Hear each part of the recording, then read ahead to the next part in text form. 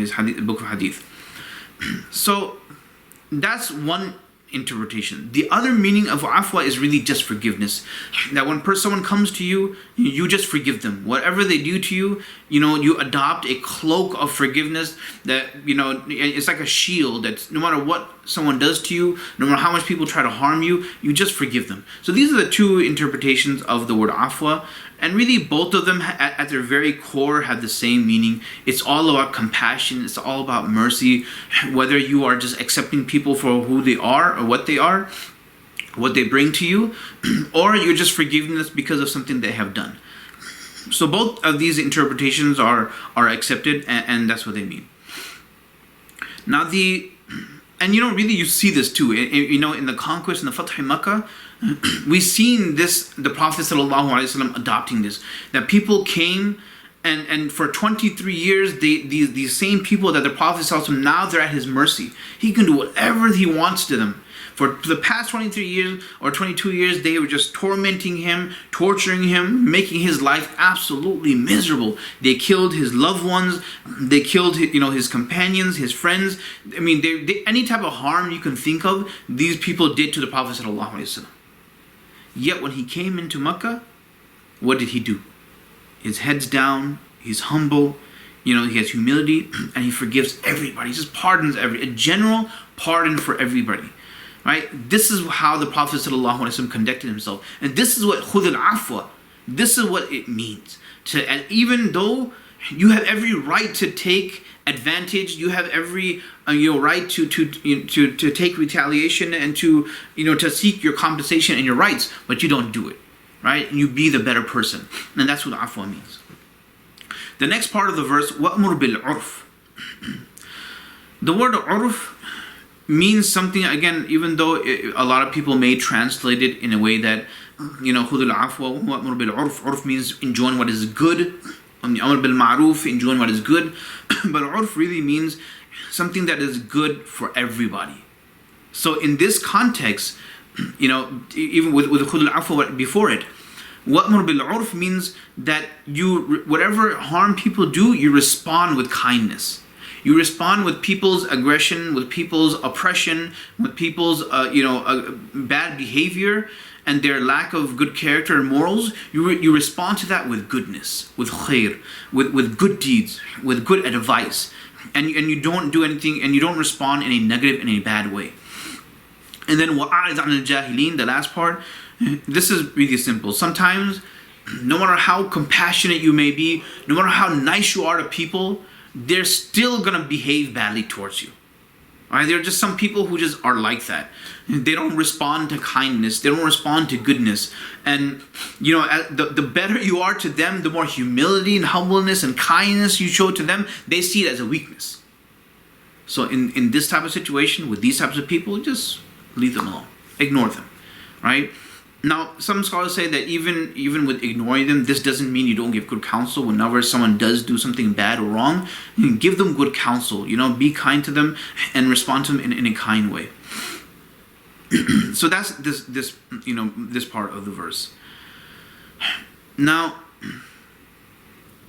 Ibn Kathir rahimahullah, he mentions an incident during the time of Umar radiallahu anhu. There was a man by the name of Uyayna bin Hisn.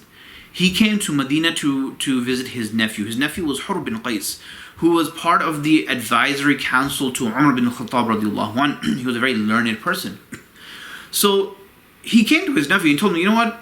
Give me an audience with Umar bin Khattab radiallahu anhu. I want to talk to him if you can do that.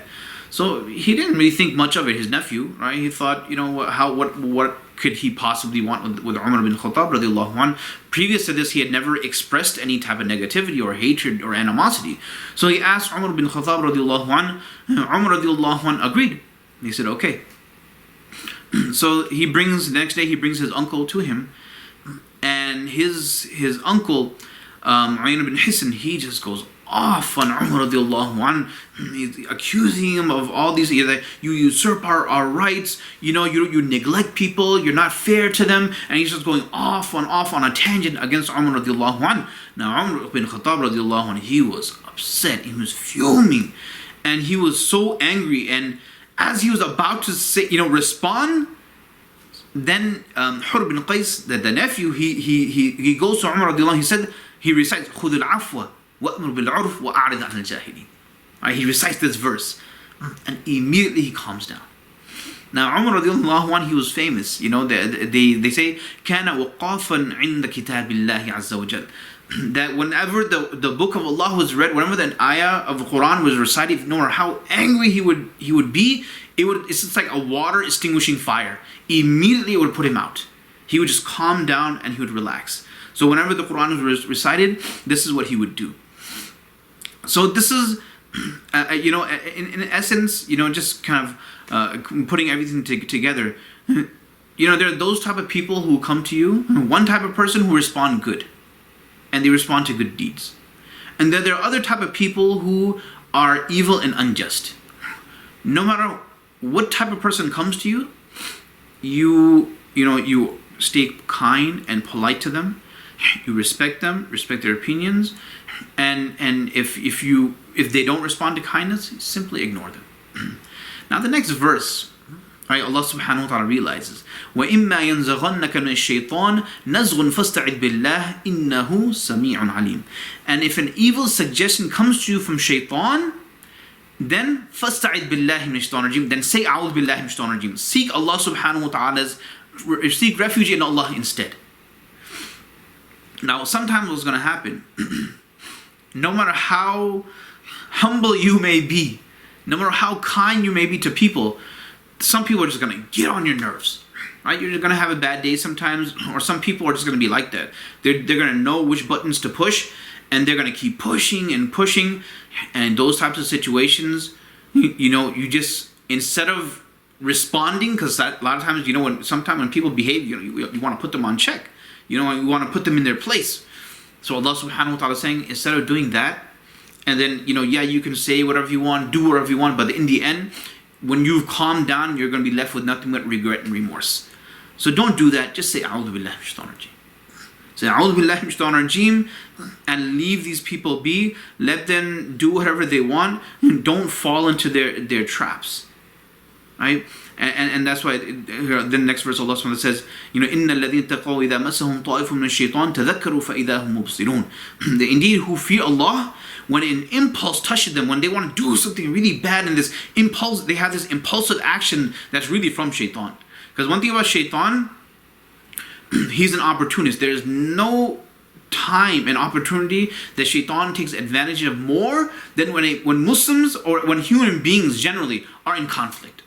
Wherever there's conflict, there's always shaitan. He is always there. He's always instigating, because for him, that's fertile land. His work is very easy. He just got to put 1-2 thoughts here and there, and then he's done. He doesn't need to do anything else. So for shaitan, this is the ideal opportunity when people are having, when people are fighting and have conflicts with each other. So what does Allah subhanahu wa ta'ala say? He says that those who fear Allah, when إِذَا مَسَّهُمْ طَائِفٌ مِنَ الشَّيْطَانِ تَذَكَّرُوا فَإِذَا هُمْ مُبْصِرُونَ. Right? They just remember Allah subhanahu wa ta'ala, and immediately they have insight. They realize what's going on.